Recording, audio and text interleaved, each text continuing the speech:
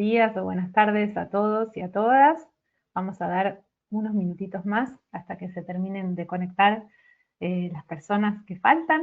Ya estamos listos con Nico para dar este webinar. Bienvenidos y bienvenidas a los que van llegando.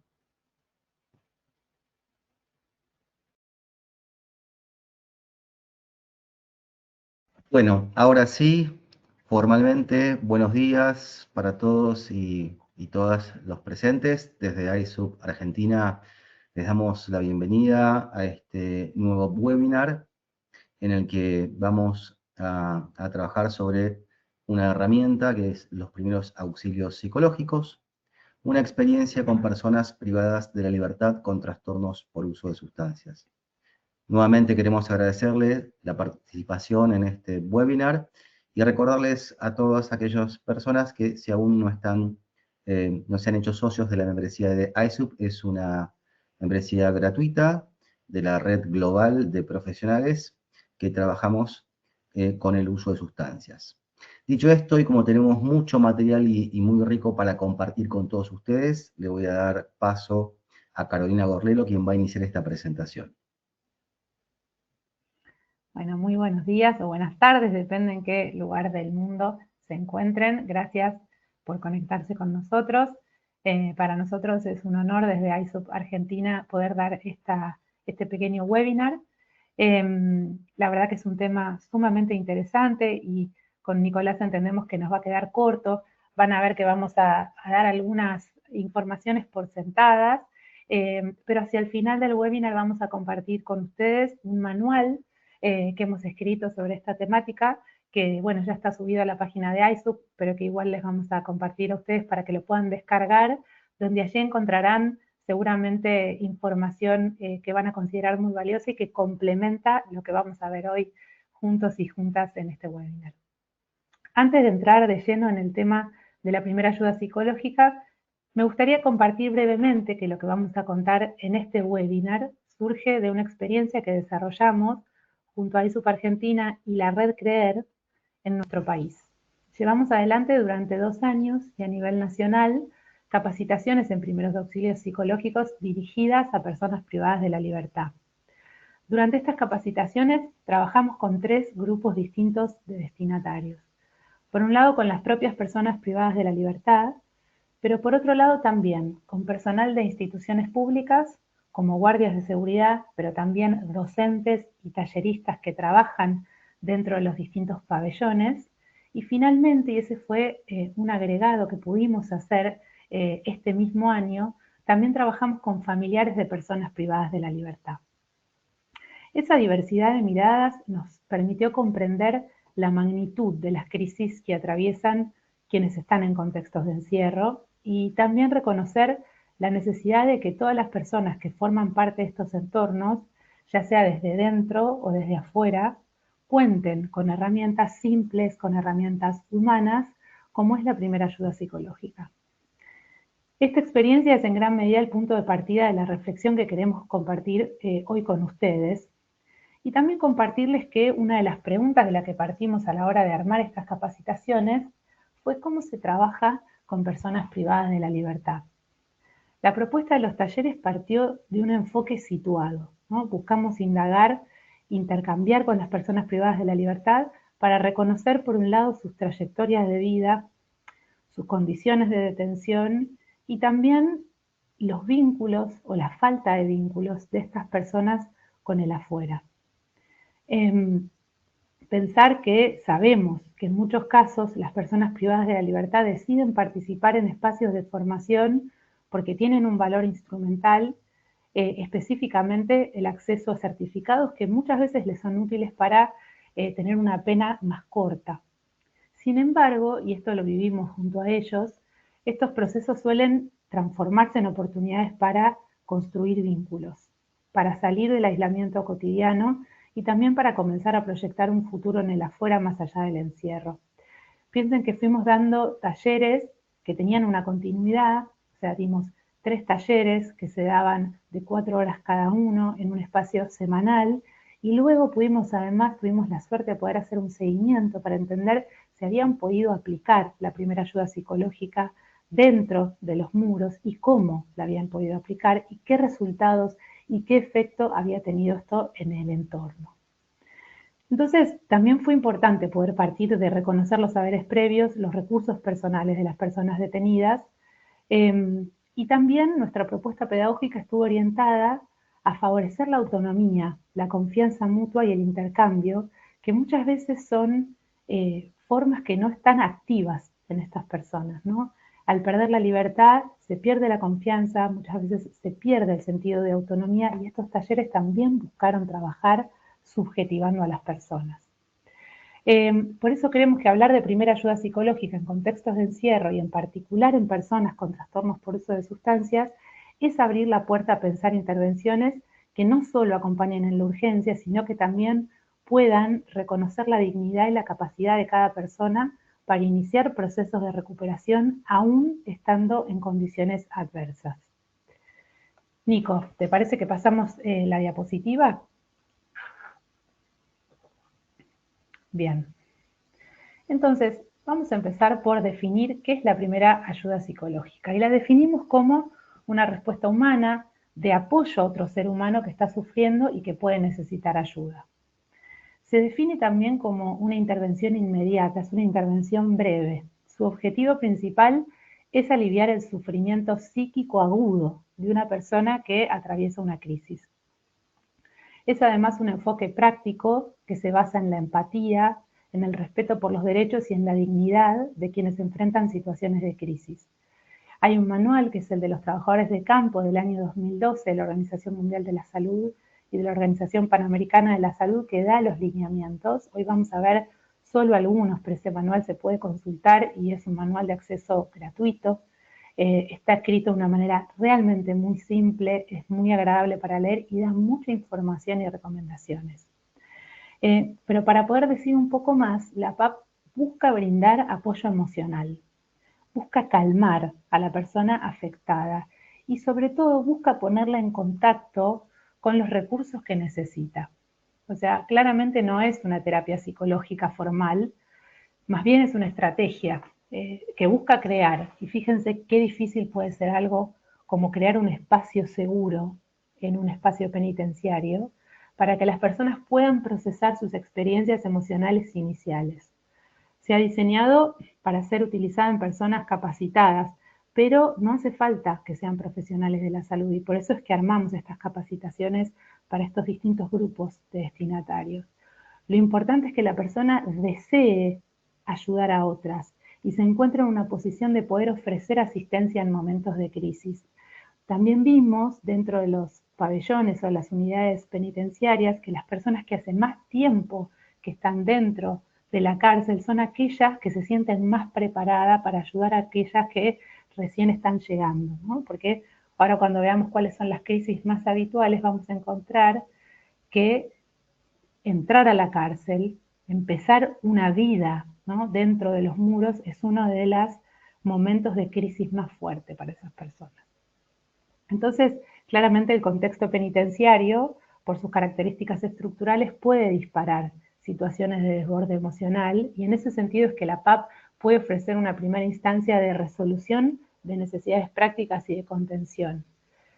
Y la idea es que se promueva un espacio donde la persona pueda sentirse escuchada, pueda sentirse validada emocionalmente y acompañada en un momento de vulnerabilidad. Se va a trabajar desde una intervención empática y respetuosa. De hecho, la guía y el manual que les vamos a compartir habla de qué es la empatía y cómo promover actitudes empáticas para así poder estabilizar la situación, reducir el estrés inmediato que se produce frente a cualquier crisis emocional y también facilitar el acceso a recursos y a redes de apoyo adicionales que muchas veces no están creadas y de hecho las capacitaciones lo que buscaron es ver cuáles son esas redes, ver en qué punto no hay redes y cómo se pueden crear, fortalecer y formalizar, ¿no? Para de esta manera poder continuar el proceso de recuperación más allá de la primera ayuda psicológica en sí. ¿Pasamos, Nico, una más?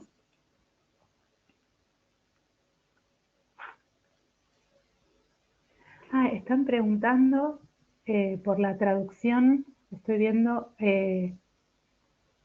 por la traducción, eso lo puedo preguntar a Kojo, al inglés, ¿no? Can we get an English translation? How can I see English language? ¿Sabemos, Nico, si tiene traducción? Entiendo ¿Interpretación? que no, entiendo que no tiene traducción el webinar. Okay, so for people who have connected in the English language, I think we don't have a translation today. I will check with Kojo. Kojo is saying that this webinar is only in Spanish. I could speak in English, but we are meant to speak in Spanish today, so we are very sorry for this if it was not clear when we made the presentation. So sorry for the English speakers. We are only having Spanish today. I'm so sorry. Okay, so let's continue. Vamos a ver, la PAP aborda los siguientes temas. Esto lo estamos viendo de una manera más genérica, pero para que tengamos una cierta idea, brindar ayuda y apoyo prácticos de manera no invasiva. Esto van a ver que se repite una y otra vez. Poder evaluar las necesidades y preocupaciones de una persona que está en una situación de crisis.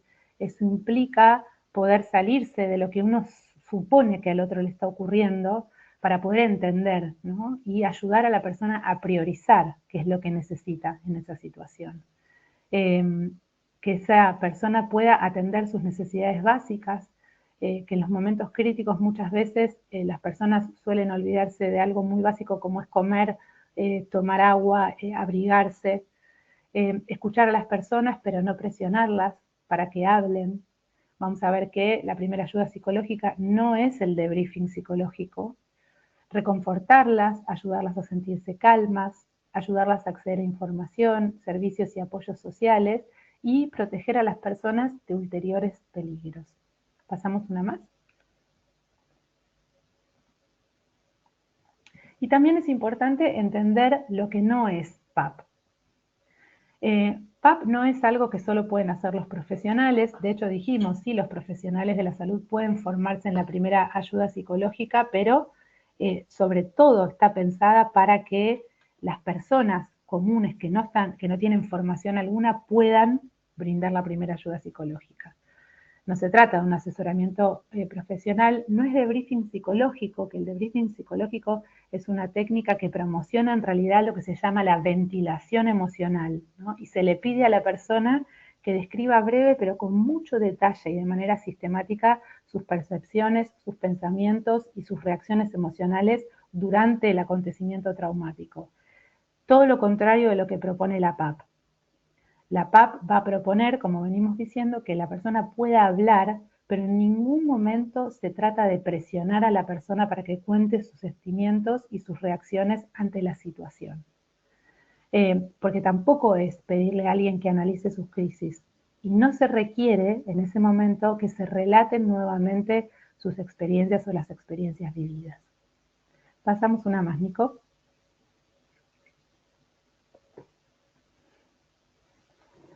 Bien, entonces vamos a pensar quién puede recibir la PAP.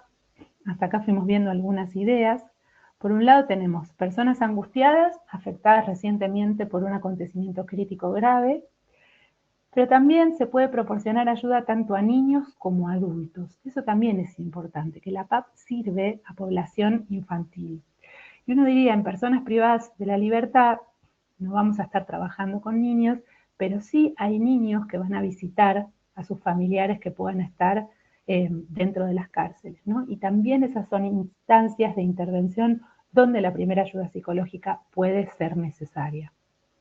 Entonces, cuando hablamos de quiénes pueden recibir primera ayuda psicológica, pensamos en cualquier persona que atraviesa una crisis reciente, ¿no?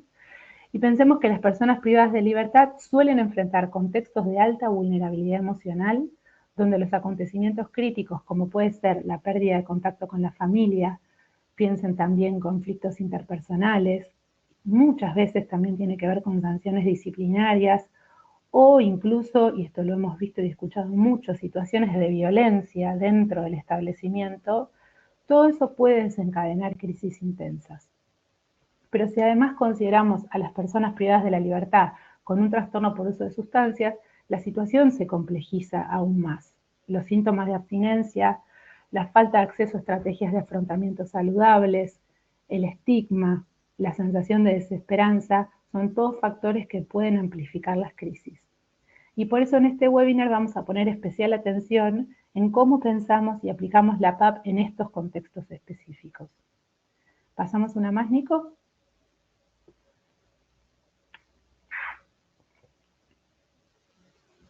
¿Pasamos, Nico? Ahí está, bien, ahí lo veo. Excelente. Entonces, y ahora sí ya le voy a dar paso después a Nicolás para que nos cuente un poquito más sobre la PAP. Es interesante recordar que la privación de libertad implica solamente la restricción del derecho a la circulación, o por lo menos debería implicar solamente la restricción del derecho a la circulación, pero no anular otros derechos humanos básicos. Entre ellos, el derecho a la salud, ¿no? Que debería mantenerse plenamente vigente, aunque sabemos, si bien estamos hablando de una experiencia en Argentina, sabemos que en muchos lugares de nuestra región y del mundo esto no es así. Este principio está respaldado y hoy les traje los principales instrumentos internacionales de derechos humanos, como son el Pacto Internacional de Derechos Económicos, Sociales y Culturales, pero también marcos normativos ampliamente reconocidos como son las reglas Mandela de Naciones Unidas. Estas reglas establecen con claridad que las personas privadas de la libertad tienen derecho al más alto nivel posible, dicen así, más alto nivel posible de salud física y mental, sin discriminación alguna. Pero además indican que los servicios de salud en prisión deberían estar organizados de forma equivalente a los dispositivos en la comunidad y que debería garantizarse atención inmediata frente a cualquier situación urgente. Esto significa que la salud no debiera ser vista como un privilegio dentro de la prisión, sino como un derecho fundamental que los estados deberían garantizar, incluyendo la atención a la salud mental y a los trastornos por uso de sustancias, que tuviera un enfoque de dignidad, de apoyo, de derechos y no de discriminación. Si algo vimos a lo largo de los talleres que fuimos dando junto a Nico en estos años, es que esto generalmente no se cumple, que hay falta de servicios, que no hay acceso a salud integral, mucho menos a salud mental, y algo de eso nos va a contar Nico ahora. Te dejo paso para que continúes. Bueno, muchas gracias, Caro, por todo lo que has mencionado. Yo quiero volver a recordar la segunda diapositiva, donde la PAP, la primera ayuda psicológica, o los primeros auxilios psicológicos, como más les guste, son la primera respuesta humana de ayuda a otro ser humano. Digamos, sabemos que las instituciones cerradas, como las cárceles, los penales, rápidamente pueden tener una función deshumanizante, ¿no? Entonces, entenderla como la primera ayuda de un humano a otro ser humano me parece que es fundamental. Ha sido una experiencia muy intensa, muy enriquecedora, sobre todo en el trabajo que a mí me ha tocado realizar con los directores de los penales, el personal de seguridad, los guardias, porque más allá de el formato de comunidad organizada que tiene un penal, cuando se lograban lograban comprender lo que implicaba la primera ayuda psicológica y sus implicancias en las relaciones con las personas privadas de la libertad, marcaba diferencias, ¿no? Y muchas de estas cuestiones prácticas están en la guía que al final de esta presentación vamos a compartir con ustedes a través de un QR para que puedan tener acceso, ¿no? Sabemos que dentro de las cárceles, como el funcionamiento de cualquier comunidad, hay un enorme uso de sustancias, hay personas con trastornos por uso de sustancias, y que el uso de sustancias dentro de los contextos de encierro muchas veces funciona como aquello que mitiga el sufrimiento psíquico de estar privado de la libertad. Y el hecho de estar privado de la libertad lo que da cuenta es, bueno, de la aparición de determinadas problemáticas de salud mental que genera la propia situación de encierro, ¿no? Entonces, en este punto es como importante tener en cuenta que la privación de la libertad, vivir intramuros, no tener una relación cotidiana con los familiares, implica no tener una situación judicial resuelta. Esto sucede mucho en la Argentina y entiendo que en los países de la región también, ¿no? Causas judiciales que se estancan, que no avanzan, eh, y todo este conglomerado de situaciones implica que las personas privadas de la libertad tengan que lidiar con malestares emocionales de lo más diversos, donde uno de los principales que más afecta y también más se relaciona con el uso de sustancias es el insomnio. Como seguramente todos ya deben saber, el sueño es el regulador por excelencia de la estabilidad psicoemocional. Y si hay insomnio, va a haber desregulación psicoemocional. Esto puede llevar a elevados grados de ansiedad, de depresión, de estrés crónico y, por supuesto, como ya mencioné, el trastorno por uso de sustancias como una respuesta fallida ante todas estas situaciones de sufrimiento psíquico provocadas por el contexto de encierro.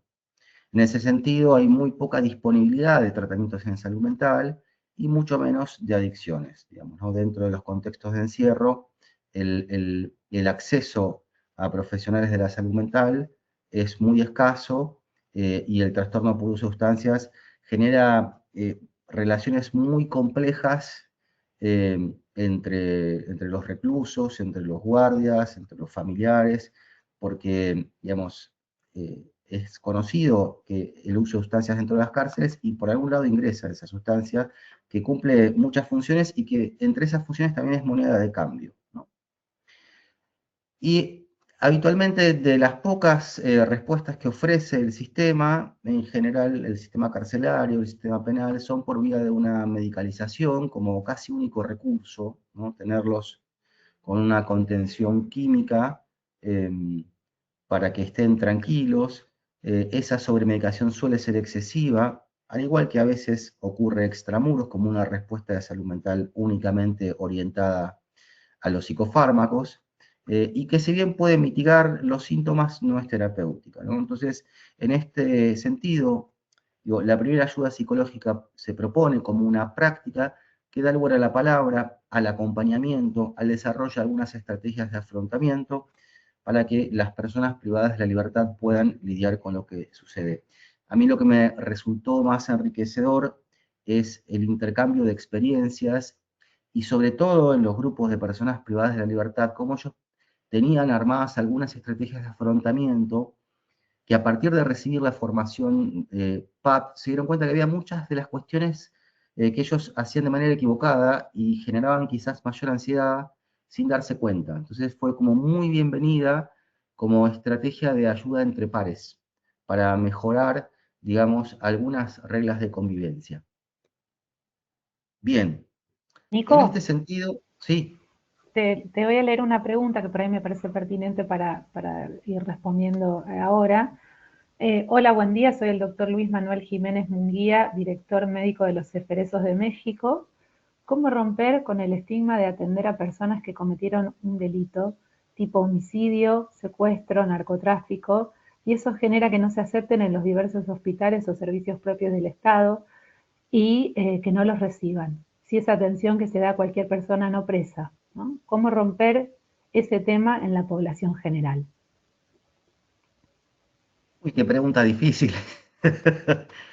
Em, A ver, es una pregunta muy compleja. Gran parte de las dificultades en la atención en la salud mental y en el uso de sustancias tiene que ver con el estigma y la discriminación en todos los campos, sobre todo en minorías de identidad sexual, en este caso en personas privadas de la libertad, eh, y la interseccionalidad que se pueden ir sumando en persona trans con trastornos por uso de sustancias, privada de su libertad, digamos, cada nivel de interseccionalidad va agregando una complejidad para ir en contra del estigma y la discriminación. Yo creo que hay que hacer un muy fuerte trabajo de concientización en todos los sentidos, de abajo para arriba, de arriba para abajo y en sus diagonales, trabajando. En este caso, yo creo que fue de mucha ayuda trabajar con el personal penitenciario y de seguridad.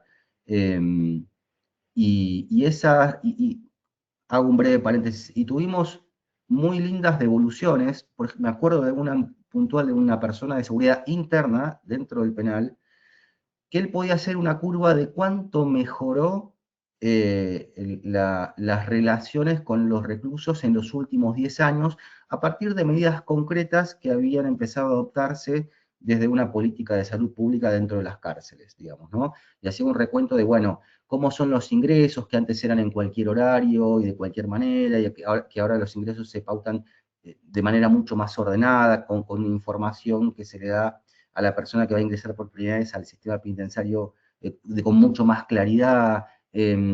Hay una organización, obviamente esto depende de los penales, ¿no? Pero hay una organización interna de pares que van a recibir a esa persona que ingresa.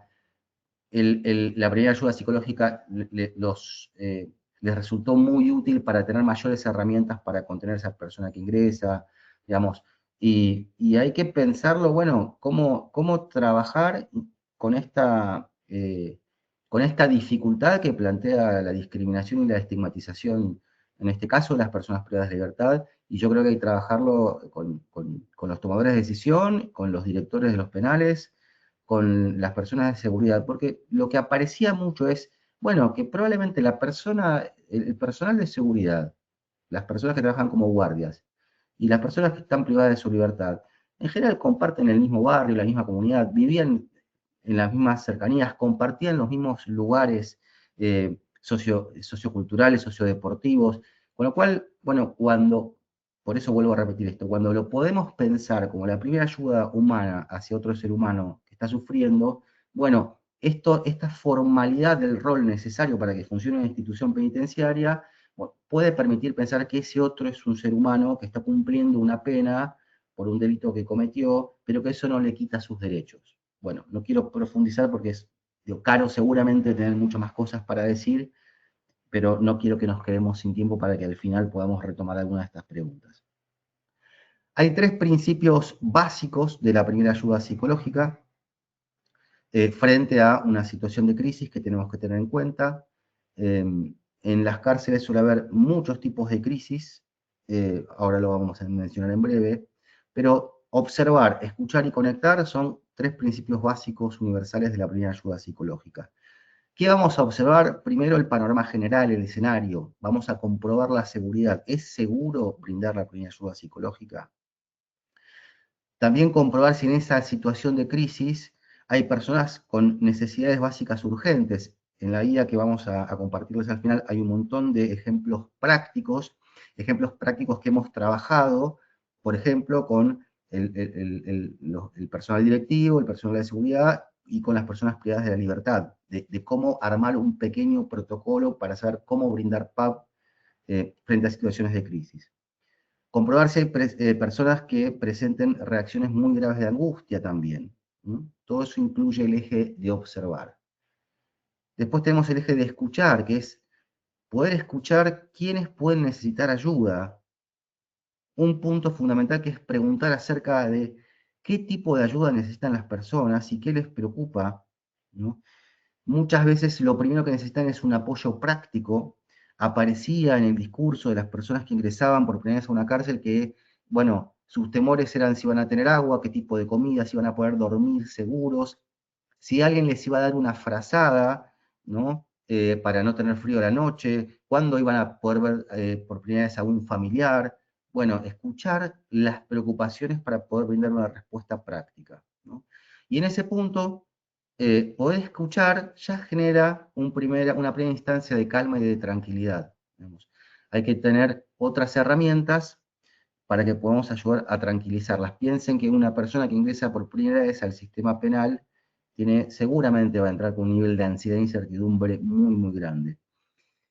Y el último eje es conectar, que se relaciona con ayudar a las personas con el acceso a los servicios.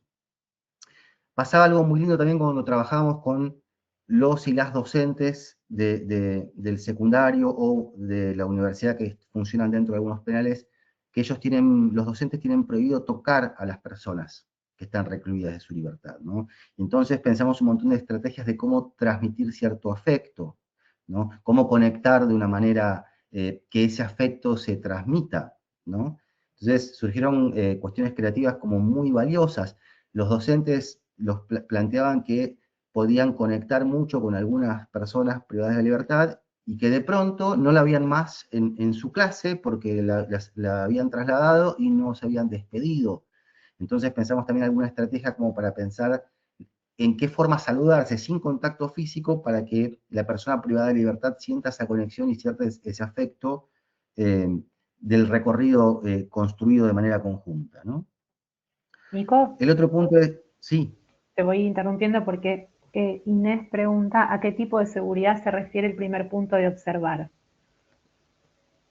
bien. A ver, que sea, para brindar la primera ayuda psicológica, necesitamos un marco de seguridad física en principio. Entonces, por ejemplo, dentro del contexto de encierro, si hay algún tipo de crisis que implique algún tipo de situación de violencia entre los reclusos y la situación no es segura, no podemos brindar la primera ayuda psicológica.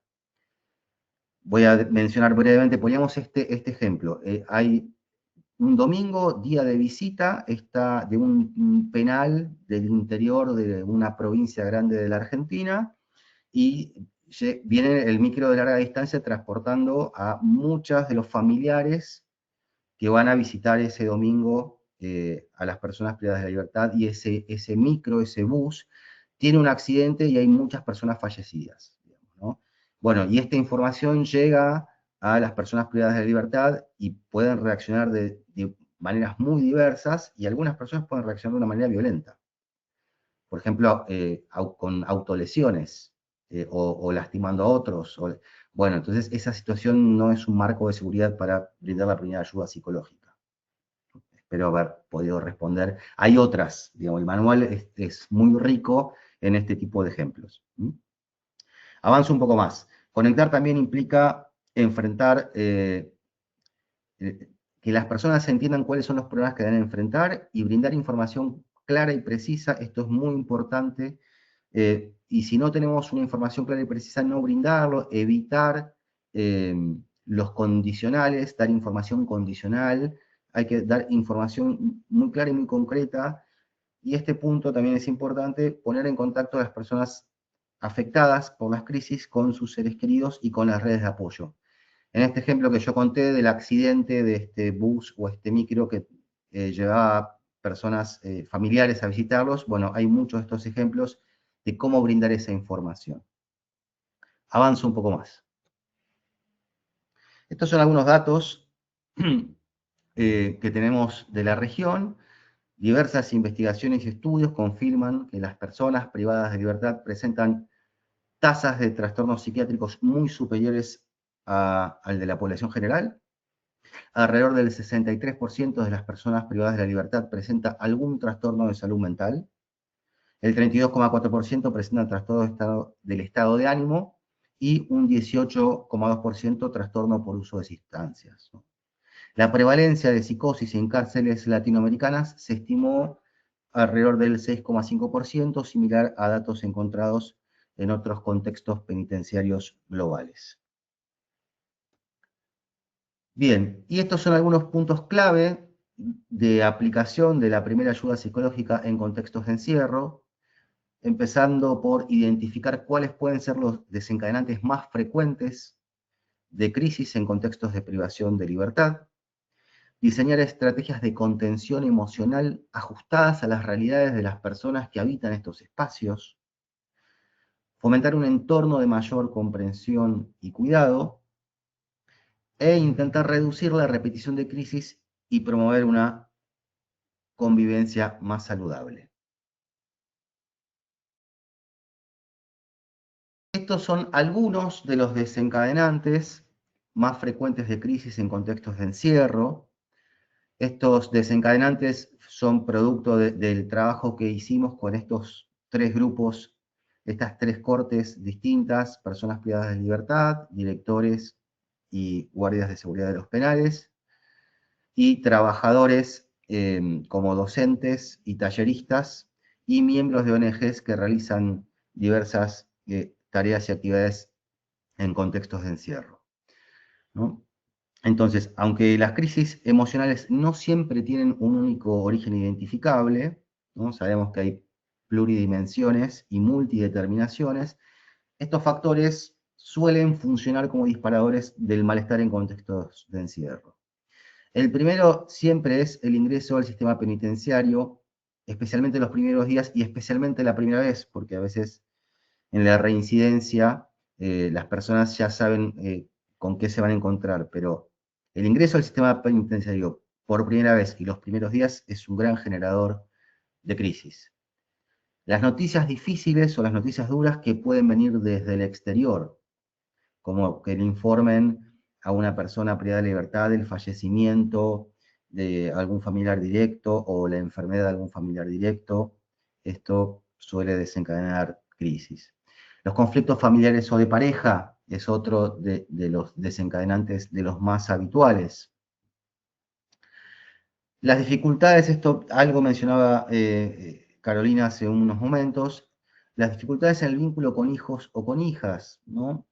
Veíamos que la PAP se puede aplicar a infancias, adolescencias y adultos, y esto fue un punto que agradecieron mucho los familiares de cómo acompañar a sus hijos cuando tienen que ir a visitar a su papá o a su mamá a la cárcel, digamos, ¿no? Cómo la primera ayuda psicológica les brinda herramientas para amortiguar el sufrimiento que puede causar esa visita, digamos.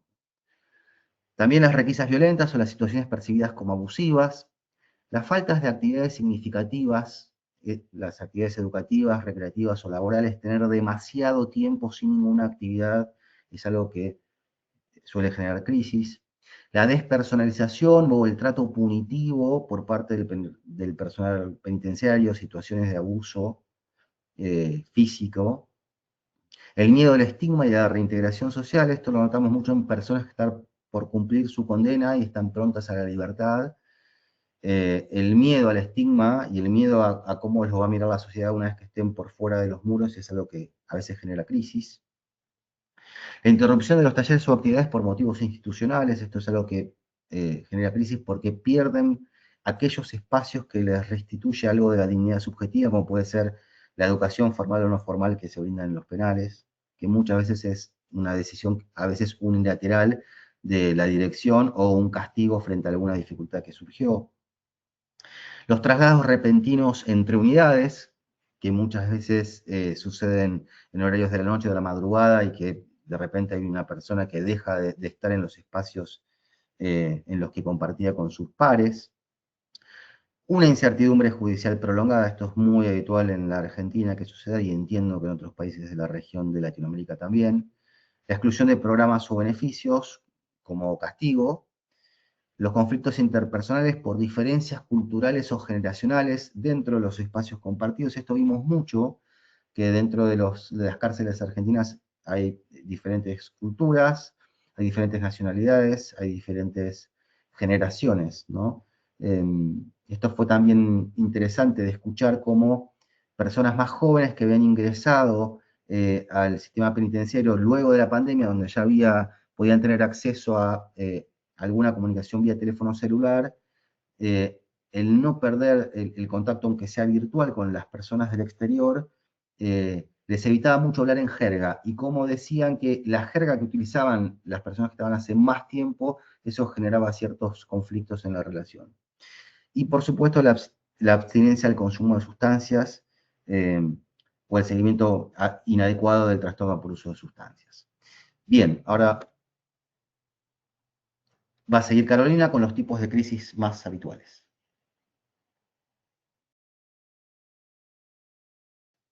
Bien, les quiero decir a todos que estoy tomando nota de las preguntas. Justo ahí vi que Gonzalo decía que los traslados a otro centro carcelario o a otra ciudad también generan problemas de salud mental, depresión, ansiedad, al verse separados de su familia, de su red más cercana, que puede generar que se lo visite con menor frecuencia. Y le respondía también a Gonzalo que fue una de las cuestiones más mencionadas por los familiares, realmente, además de por las personas privadas de la libertad, ¿no? Al recibir esa noticia de que han sido cambiados de centro, que han sido cambiados de ciudad, que además no se les avisa con anticipación, generalmente se enteran en el momento en el que van a visitar que su familiar ya no está ahí, generan muchísimas crisis que además no son atendidas, ¿no? Por eso también ahí la importancia de la PAP para pensar esos momentos, ¿no?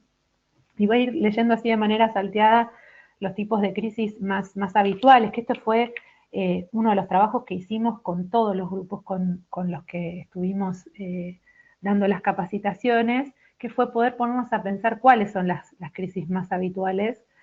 Y todos coincidían en, bueno, por un lado, crisis de ansiedad que son recurrentes, episodios de fuerte activación emocional, ¿no? Obviamente acompañados de síntomas físicos como palpitaciones, falta de aire, sensación de ahogo, y pensamientos intrusivos que dificultan la posibilidad de organizarse emocionalmente, ¿no? Algunas frases que fuimos recopilando es como esta, ¿no? Me agarraba una desesperación que no sabía de dónde venía, sentía que me faltaba el aire, no podía parar de pensar en todo lo que estaba pasando afuera. También crisis de angustia, en frases como hay días que me levanto con un nudo en el pecho, no sé cómo explicarlo, no es tristeza, es algo más profundo y siento como un dolor, ¿no? Frente a esas crisis, ¿cómo podemos, ¿no? Dar un alivio con la primera ayuda psicológica? Problemas del sueño mencionado por todos los grupos, incluso con las personas que son talleristas, que son guardias de seguridad, lo difícil que es ese trabajo, volver a casa y poder dormir, ¿no? Eso también es muy importante de pensar cuando hablamos de el cuidado de los cuidadores, ¿no? Y eso también es un pequeño módulo que está en el manual, pero fíjense, duermo con un ojo abierto, siempre a la espera de que algo malo pase, me despierto a cada rato o no puedo dormir hasta que amanece, e igual al tiempito me sobresalto, ¿no? Esa sensación de catástrofe inminente, ¿no? ¿Querés pasar, Nico, y mencionar un poquito vos? Sí, los desbordes emocionales o conductuales también fueron muy mencionados como reacciones muy desproporcionadas o explosivas, muchísimas veces vinculadas al acumulamiento de tensiones previas. ¿Mm? Eh, Nos decían, una vez me peleé con un compañero por una estupidez total, nos fuimos a las manos mal, después entendí que los dos estábamos cargando tantas broncas que necesitábamos explotar. También las crisis de identidad, esto suele ser bastante habitual, dificultades para sostener la representación que tienen del sí mismo, se despersonalizan, se preguntan quiénes son o quiénes eran y quiénes van a ser. Hay una sensación de pérdida de la propia identidad y cierta desconexión subjetiva que cuando hay uso de sustancias, esta especie de desconexión subjetiva se agranda porque están como absolutamente anestesiados y las funciones del yo que piensa están como apagadas y de repente cuando vuelven quedan como muy confusos.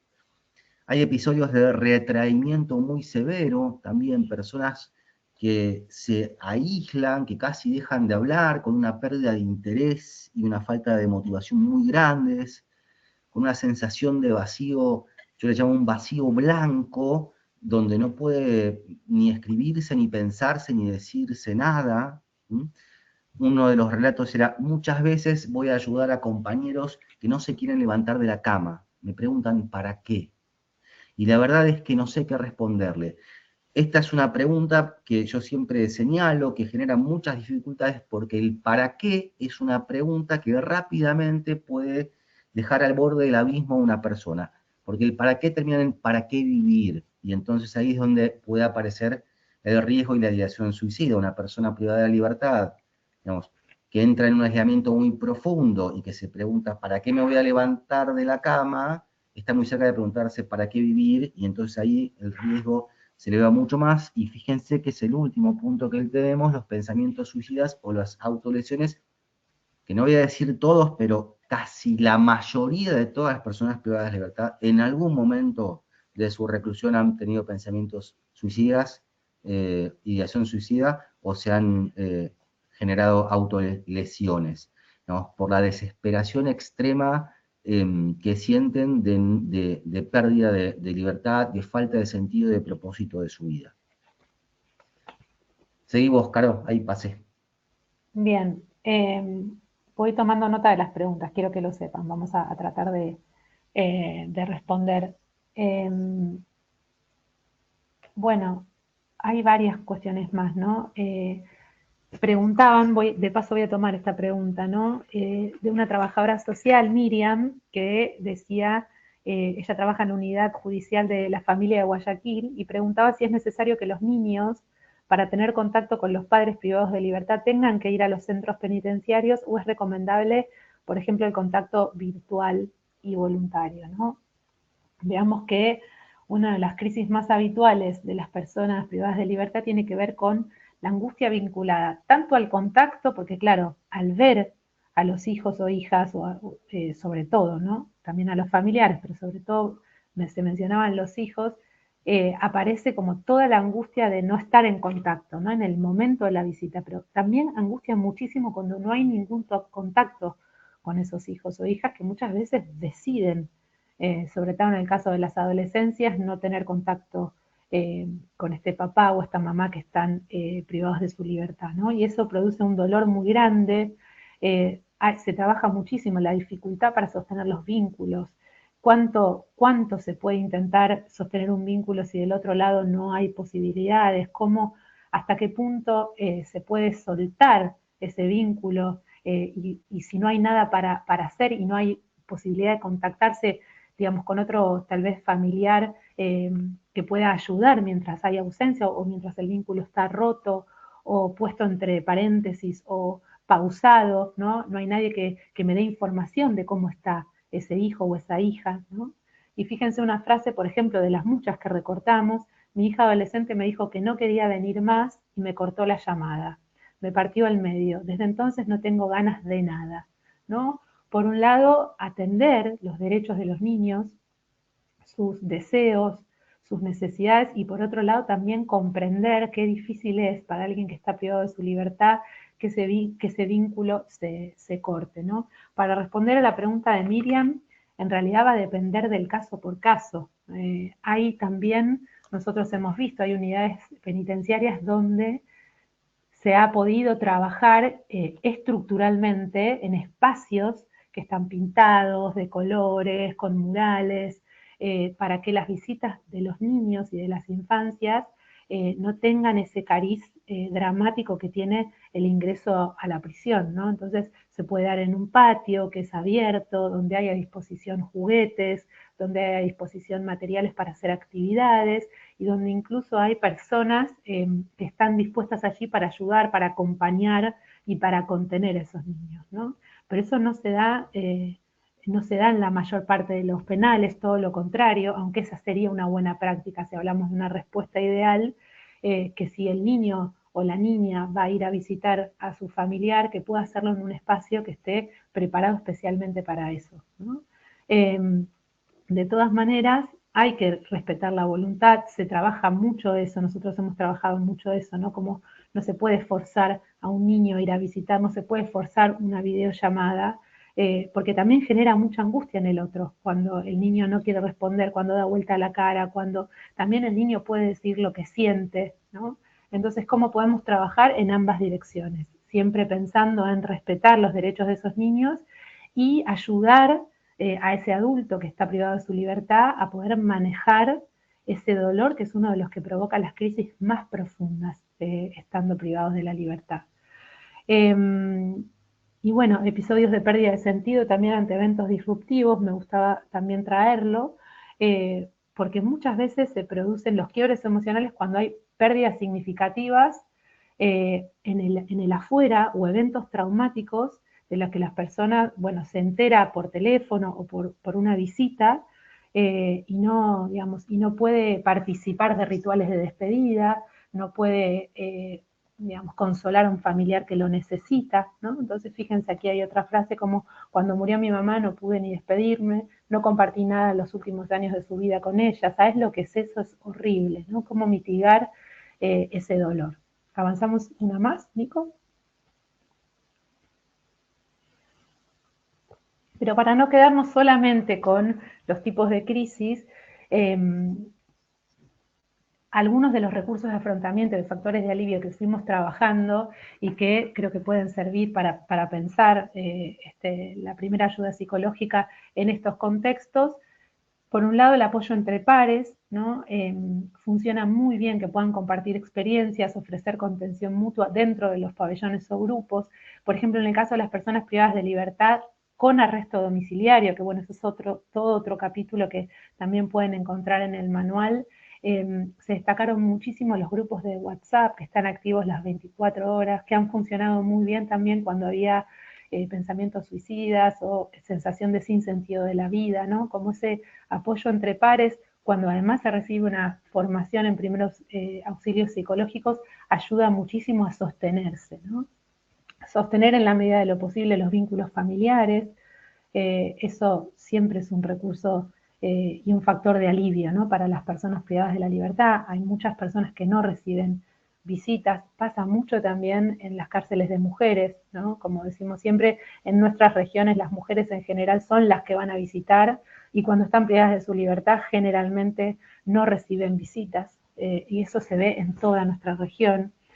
Participación en actividades educativas, en actividades laborales, en actividades recreativas, sostener rutinas significativas que aporten estructura y sentido, espacios de escucha y acompañamiento institucional o comunitario, contar con personas de confianza dentro o fuera del sistema penitenciario para poner en palabras el malestar. Y acá retomo algunas de las preguntas que nos decían, ¿no? Por ejemplo, Néstor, he visto en 33 años de trabajar en penales de máxima seguridad que los que limitan la primera ayuda psicológica suele ser el personal de seguridad, dice Néstor, ¿no?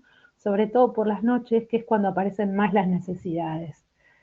Totalmente cierto, ¿no? Esto de la llegada de la noche, la dificultad para dormir, la pérdida de control que supone cerrar los ojos en un espacio que no se siente seguro, y lo importante ahí, Néstor, por eso, bueno, tratamos de pensar cómo se podrían replicar estas capacitaciones, justamente tiene que ver con poder capacitar al personal de seguridad para que puedan ser vehículos de brindar soporte emocional, ¿no? Porque muchas veces se transforman en un obstáculo.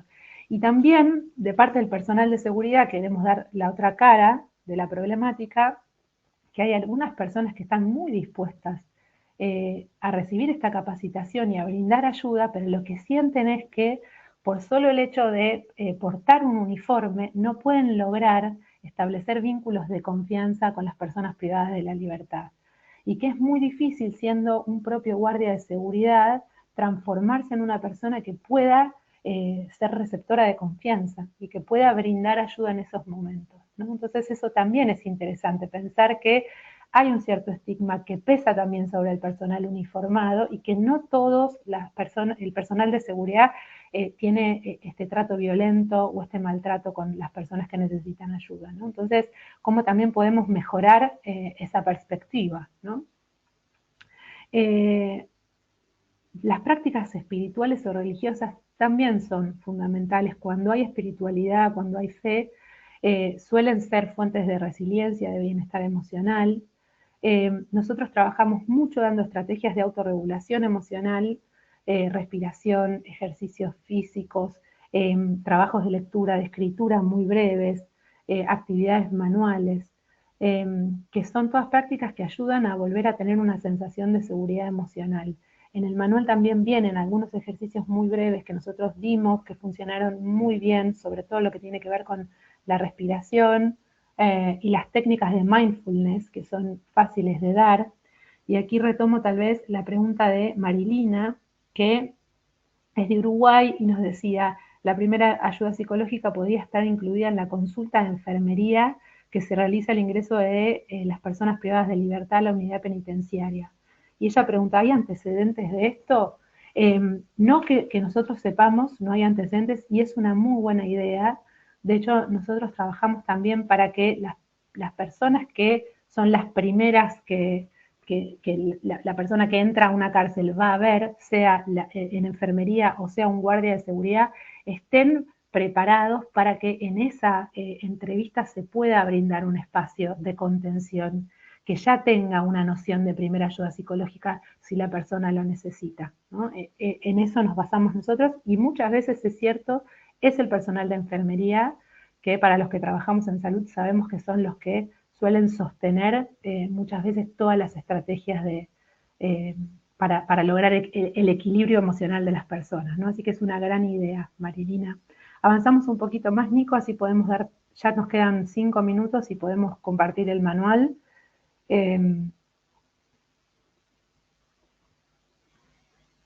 No, avanzaste uno más, ahí está, personas con trastornos por uso de sustancias, ¿qué pudimos recabar nosotros específicamente para el trastorno por uso de sustancias? Porque, claro, cuando pensamos la primera ayuda psicológica en personas que están atravesando un trastorno por uso de sustancias, o como decían muchos de ustedes en sus comentarios, bueno, las crisis que se pueden producir por craving, ¿no? Por abstinencia de las sustancias, es interesante pensar que ahí todo lo que tiene que ver con la regulación emocional puede ayudar muchísimo, pero también va a depender de la sustancia que la persona esté consumiendo eh, y se puede requerir muchas veces derivación a centros especializados. Entonces también entrenar a las personas para entender cuándo no se puede abordar desde la primera ayuda psicológica, porque tiene una clara limitación frente a determinadas padecimientos y sobre todo lo que es la fisiología de la abstinencia, es importante contar con recursos y saber a dónde se debe derivar, ¿no? Entonces, lo que es importante es contar con apoyo especializado dentro del sistema penitenciario para lo que es atravesar los síntomas de abstinencia, para lo que es la prevención de recaídas. Para eso los grupos de ayuda mutua como NA y AA adaptados funcionan muy bien y ofrecen además un espacio de contención específico. Las estrategias de autocuidado y las de regulación del craving, como les decíamos, las técnicas simples de manejo del deseo intenso de consumo, de respiración, de distracción conductual y de apoyo de pares funcionan muy bien en las personas con trastornos por uso de sustancias dentro de las unidades penitenciarias. Y desde ya, para que esto se pueda sostener y pensarlo como un camino de recuperación, cómo se puede ayudar a las personas a que puedan construir proyectos de vida libres de consumo, ¿no? Y nosotros hemos trabajado en todo lo que tiene que ver con conectar las metas personales, volver para atrás, Nico, un poquito más, o sea, que la persona pueda conectarse con pequeñas metas vitales, ¿no? Que tengan que ver con eh, alternativas del cuidado de la salud, también formación, que en casi todas las unidades penitenciarias hay acceso a formación, y hay planificación para la reinserción social, que creo que no lo dijimos recién, pero otro de los grandes miedos es qué pasa cuando yo vuelva, ¿no? a una vida fuera de los muros. Esto genera una crisis de ansiedad muy grande y es importante poder acompañar esos procesos. Nico, te dejo con la frase final y el QR del manual. Bueno, es compartir con ustedes la frase de una de las personas que recibió la capacitación. La frase es: yo no quería hablar de lo que me pasó, pero me gustó que encontré un compañero que me acompañara en silencio, me ofreciera un mate y se quedara ahí mientras yo no podía parar de llorar. Este punto a mí me gusta mucho trabajar el concepto de cómo acompañar, y muchas veces lo más difícil y lo que intentamos transmitir es la importancia de acompañar en silencio el sufrimiento de la otra persona. Muchas veces frente a las crisis de angustia del otro no paramos de hablar, y a veces lo que se trata es de acompañar en silencio. Así que queríamos dejarlo con terminar con esta frase. Aquí les dejamos un código QR para que puedan descargar el manual metodológico para la aplicación de la primera ayuda psicológica en contextos de encierro. Lo pueden escanear con el teléfono. Ya, si no, ya está subido a la página de isap.net. Entiendo que hay que esperar una validación de quien administra el sitio web, pero ya estaría cargado. Y si no, nos los pueden pedir vía mail o cualquiera de los canales. La idea es que sea una herramienta que pueda ser de ayuda para todos los que trabajamos en el ámbito de los trastornos por uso de sustancias, la salud mental, específicamente en este caso en contextos de encierro. Bien, te dejo el cierre, Caro. Bueno, fuimos abordando unas cuantas de las preguntas que fueron mencionando en el chat. Realmente, bueno, nos quedan algunas por fuera. Ojalá puedan encontrar una primera respuesta en el manual. También tomo nota de que tal vez podemos hacer un webinar con una parte más práctica de la aplicación de la primera ayuda psicológica, que creo que sería lindo. Queremos agradecerles a todos su participación y su compromiso. No nos queremos extender más para respetar el tiempo de todos y de todas. Esperamos que les haya servido el taller, los motive a querer trabajar con este formato y bueno, y estamos en contacto y disponibles para, bueno, para cualquier iniciativa o si queremos formar una red, siempre iSub es un gran promotor, ¿no?, de este tipo de estrategias de cuidado. Así que muchísimas gracias a todos y a todas y bueno, nos veremos nuevamente en algún otro webinar. Cariños.